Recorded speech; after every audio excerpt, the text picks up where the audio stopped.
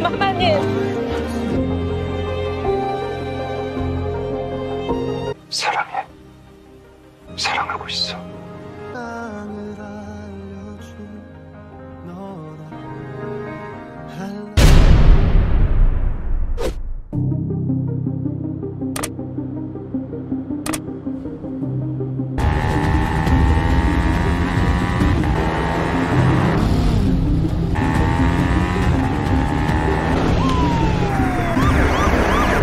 Di awal scene kita akan dipertontonkan Luna yang sedang mengendarai motor dikejar oleh petugas kepolisian. Dengan bakat mengelak yang dimiliki Luna, alhasil sang polisi pun... Namun tak lama kemudian si Luna tertabrak oleh sesosok sekumpulan orang misterius.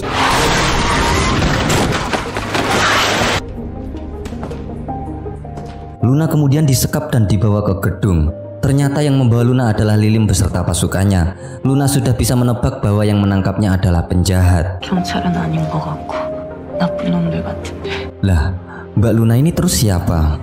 Lilim menawarkan kerjasama kepada Luna dengan cara memberikan apa yang tidak dipunyai selama dia hidup.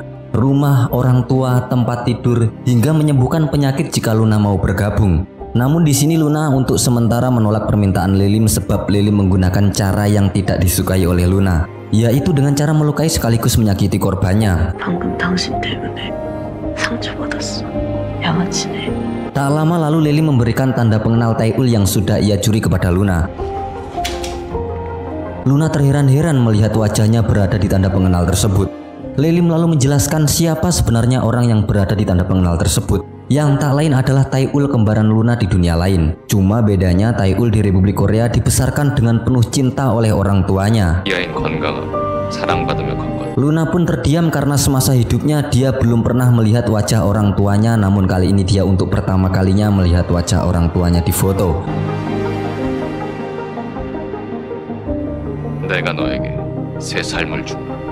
Akhirnya Luna pun mau mengikuti Lilim. Scene berpindah di kerajaan Korea di mana di situ telah diadakan upacara pemakaman Pangeran Buyung. Berita tersebut disiarkan secara live di channel YouTube Max Tonton dan dilihat oleh masyarakat kerajaan Korea.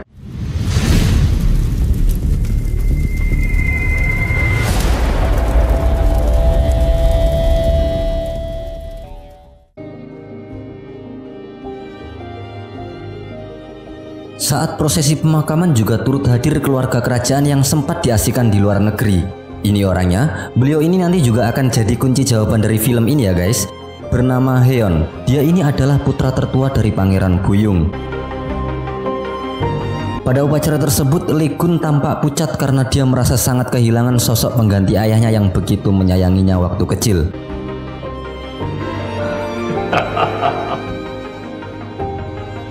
Ketika Lee Kun melamun, tak sengaja Seoryung tertawa kecil melihat wajah Lee Kun yang tampak sedih. Seoryung berpikir bahwa sangat menyenangkan ketika melihat wajah Lee Kun ketika dia sedih. Tak lama kemudian asisten Seoryung datang membawa kiriman amplop kepadanya. Saat dibukanya ternyata itu adalah foto keberadaan Lilim pada tahun baru kemarin. Seoryung tampak kaget melihat kenyataan bahwa Lilim masih hidup.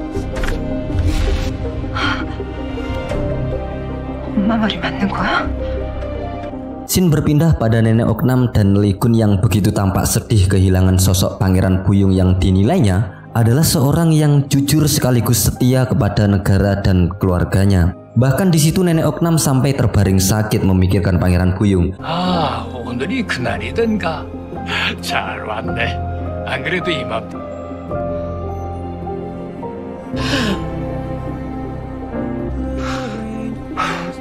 Dan inilah episode 11.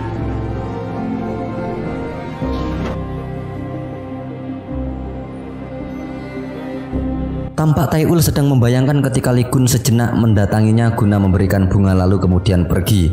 Selesai melamun lalu Taeul mengajak Shinjae untuk memeriksa ibu Lee Ji-hun. Taeul beranggapan bahwa ada kemungkinan Ibu Lee Ji-hoon ini menjadi pengikut Lilim. 그래서 현재로선 이림과 갔을 가능성이 제일 커. Di situ Taeul ingin mencari nomor telepon Ibu Lee Ji-hoon, tapi sayangnya tidak ada satupun orang yang tahu. 근데 이림은 또 누군데? Kang Shin-jae lalu menanyakan siapa sebenarnya Lilim. Taeul berkata bahwa Lilim adalah orang yang memulai semua ini, sekaligus orang yang berkemungkinan membawa Kang Shin-jae ke Republik Korea. 데려온 사람. Scene berganti di kerajaan Korea. Terlihat Luna berpamitan dengan bocah Yoyo. Sepertinya Luna ini akan pergi ke Republik Korea ya guys. 그 안에 있는 것도 전부 다. 누나 밥 좀 잘 챙겨줘. 안녕.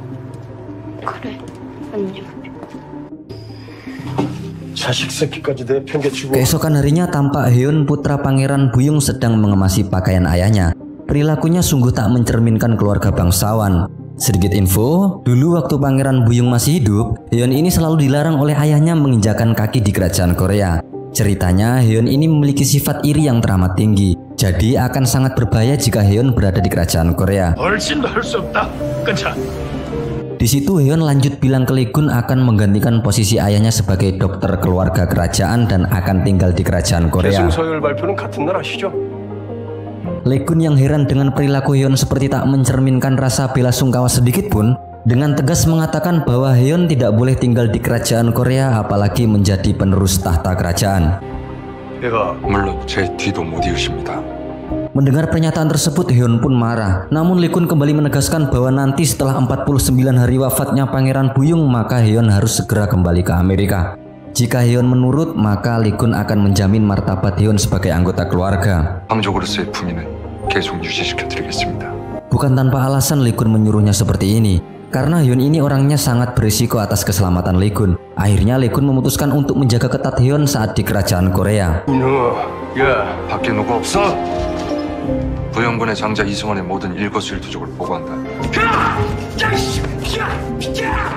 Setelahnya Lee Gun mendapat informasi hasil autopsi Pangeran Buyung. Dokter pribadinya mengatakan bahwa Pangeran Buyung teridentifikasi dibunuh oleh seseorang. Hal itu terlihat dari luka cekik di pernafasan dan juga cincin yang tertanam di tangan mayat Pangeran Buyung. Lee Gun lalu menyimpulkan bahwa yang melakukan hal tersebut adalah 이림은 숨을 생각도. ya, Lee Gun lalu melemparkan cincin tersebut bertepatan waktu berhenti seketika. Itu menandakan ada seseorang yang sedang lewat di portal tersebut. Feeling saya yang lewat pada portal tersebut adalah Luna atau enggak Perdana Menteri Soryung.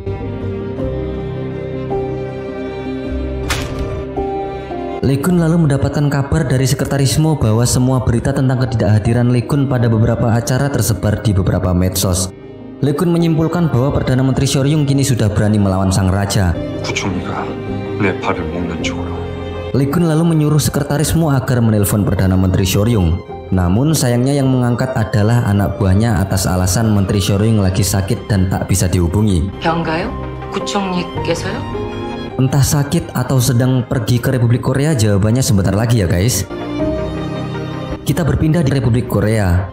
Terlihat Kang Shin-jae yang tengah berjalan tiba-tiba merasakan ada seseorang yang mengikutinya.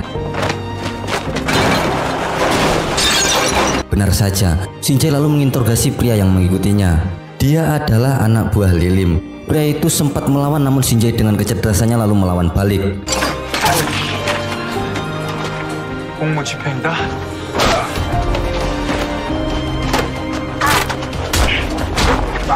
Pria itu sempat melawan namun Shin-jae dengan insting bela dirinya lalu melawan balik. Saat terpepet tiba-tiba pria tersebut mendapat bantuan dari temannya dan alhasil pengikut Lilim pun berhasil kabur. 어차피 너나 못 잡어.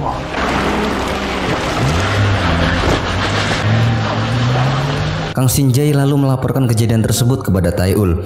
그 새끼겠지. 나 데려왔다는 이 사람을 보냈더라. Kita balik ke kerajaan Korea di mana Sekretaris Mo melapor kepada Lee Gun bahwa Soryung tidak bisa dihubungi sama sekali. Lee Gun menyimpulkan bahwa Soryung mungkin saja ada di suatu tempat guna melakukan balas dendam terhadapnya. 내가 했던 방법 그대로 내게 되갚는 중이네요. Pada malam itu Lee Gun mencari semua tempat yang dikunjungi Pangeran Buyung. Bisa saja tempat terakhir yang dikunjungi Pangeran Buyung adalah tempat yang berhubungan dengan Lilim. Mengingat tak mungkin Pangeran Buyung tiba-tiba saja mati secepat itu. Setelah larut malam, akhirnya Lee Gun menemukan bahwa tempat terakhir yang dikunjungi Pangeran Buyung adalah toko buku Yusu.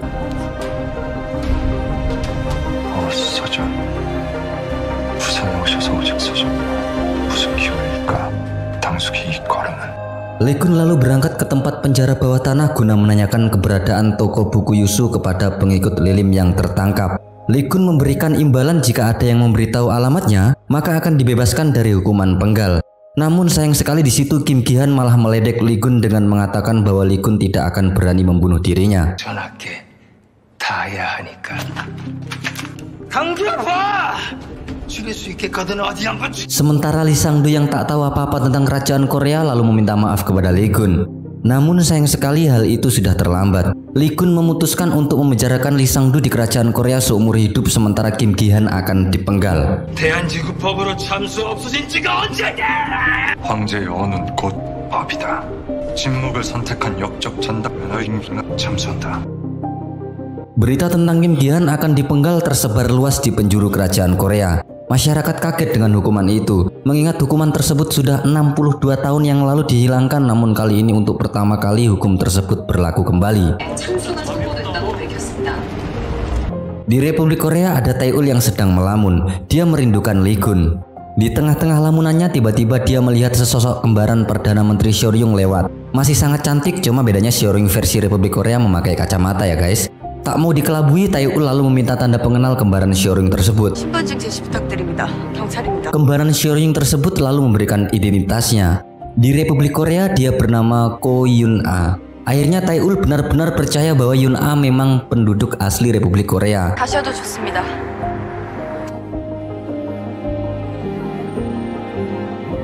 Nah, ini Luna. Posisinya sudah berada di Republik Korea dan dia sedang mendandani dirinya sendiri agar mirip dengan Tae-ul.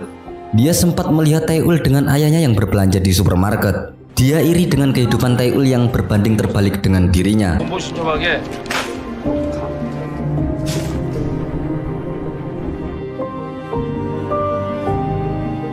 Singkat cerita, saat Tae-ul tengah latihan sendiri, di tengah kelelahannya dia lalu minum air putih. Beberapa waktu kemudian tiba-tiba Tae-ul pun pingsan. Kemudian ini dia Seoryung yang sudah berada di Republik Korea. Terlihat dia sedang mampir di kedai Myungnari dengan terheran-heran. Di sela-sela Seoryung sedang memesan minuman, tiba-tiba Jo-young datang dan mereka sempat terheran-heran melihat satu sama lain.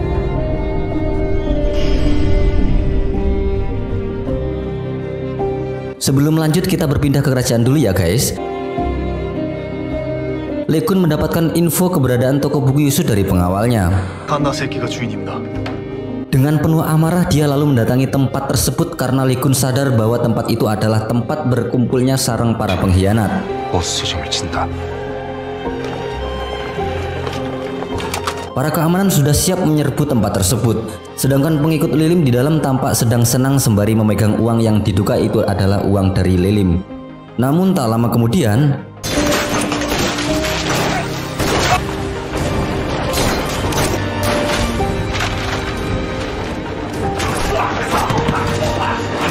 alhasil semua terbunuh oleh pasukan Lee Kun. Kita pergi ke Republik Korea lagi. Tampak Tae-ul pingsan dan sepertinya dia disekap di gudang yang berada di kerajaan Korea. Di tengah-tengah penglihatannya tiba-tiba ia melihat sesosok bocah yoyo dari balik pintu. Sementara Lee Kun bersama pengawalnya, dia memperkirakan jeda waktu yang sudah dianalisis serta kemungkinan Lilim akan menukar dunia orang-orang terdekatnya. Lee Kun tampaknya sudah menyadari bahwa Tae-ul sedang berada di kerajaan Korea. Oleh karenanya Lee Kun menyuruh pengawalnya agar mengumpulkan pasukan terbaik dan seluruh unit infanteri untuk bersiap-siap melakukan peperangan. 훔치고 있다. 근위 보병대와 근위 기병대는 저는 무장 후 대기한다. 조금만 버텨 정들경이. 내가 갈게. Sementara Tae-ul yang sedang tersekap, tiba-tiba bocah yoyo membantu melepaskan ikatan Tae-ul. Seraya memberikan pisau kepada Tae-ul, bocah yoyo memberikan informasi bahwa kali ini musuh sangat banyak. Tak lama lalu para pengikut Lilim menyadari Tae-ul sudah terbangun. Tae-ul dengan segenap kekuatan taekwondo-nya dengan mudah mengalahkan satu persatu anak buah Lilim. Tae-ul lalu mencuri kunci mobil dan pistol lalu lanjut kabur. Dengan posisi yang sangat lemah, Tae-ul dikejar oleh para pengikut Lilim. Awalnya Tae-ul mengira masih di Republik Korea, namun setelah melihat infrastruktur yang berubah, kini dia berkesimpulan dirinya berada di kerajaan Korea. Tae-ul menaiki mobil sampai larut malam hingga mobil yang ia kendarai kehabisan bahan bakar. Ia lalu turun dan berlari mencari bantuan. Dengan jalan yang sempoyongan sampai akhirnya dia menemukan telepon umum di pinggir jalan. Dia ingin menelpon polisi, namun di situ dia hanya menemukan nomor telepon ucapan selamat ulang tahun kepada sang raja. Dia menelpon ke nomor tersebut dan meninggalkan pesan suara berupa meminta bantuan kepada Lee-gun. 대한제국 황제폐하께 1분간 이건 나야. 영태, 나 지금 대한제국에 있어. Di sela-sela dia menelpon, tiba-tiba saja dia kembali ditangkap oleh salah satu pengikut Lilim, namun untungnya Tae-ul masih sanggup melindungi dirinya sendiri. Sampai kini Tae-ul berada di tengah-tengah jalan dan terdengar suara hentakan kaki menghampirinya.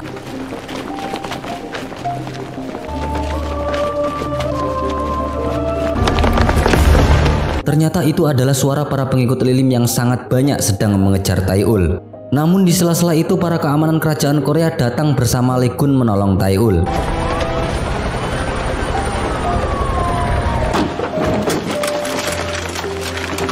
Mereka datang dengan menunggangi kuda. Dengan tegas dan bijaksana Lee-gun lalu berteriak memberikan instruksi kepada semua pengawalnya agar tetap berfokus pada keselamatan calon permaisuri raja yaitu Tae-ul. 대한제국 황후대식뿐이다. Kubu Lilim dan Lee-gun pun berperang di tengah kota. Peperangan didominasi oleh kubu Lee-gun. Tae-ul yang menyaksikan peperangan tersebut menangis khawatir menyaksikan Lee-gun juga ikut bertarung.